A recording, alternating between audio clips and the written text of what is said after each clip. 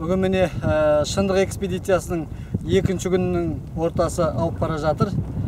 Біз Ақмола облысында болдық. Қостанай облысының Амангелді ауданының екінші бөлімшесіне аяқ тіредік. Жалпы 134 мың киік қырылған жердің ең эпицентрі орталығы осы аймақтар болған.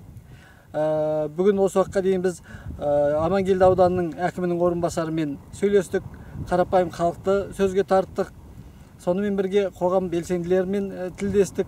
Алайда әлі күнге дейін нақты киіктердің немесе малдың қырылуы туралы нақты бір шешім жауап ала алмай отырмыз.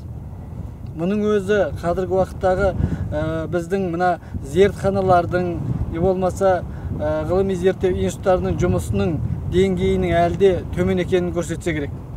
Екіншіден, осы экспедиция барысында көптеген қалаларды, ауылдарды аралай жүріп, мына солтүстік облыстарда халықтың сейіліп кеткенінің куәсі болдық.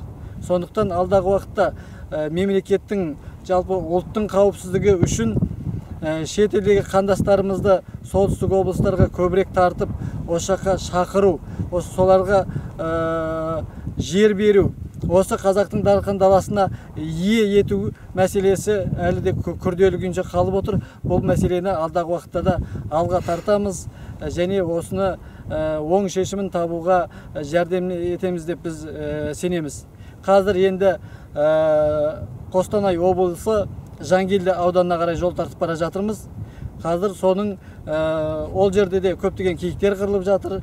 Мал қырылды де, жаңағы суырлар, жыландар, қояндар қырылды деген әңгіме бар. Соның анық-қанығына жету үшін біз Жангелді ауданына қарай бет түзеп бара жатырмыз.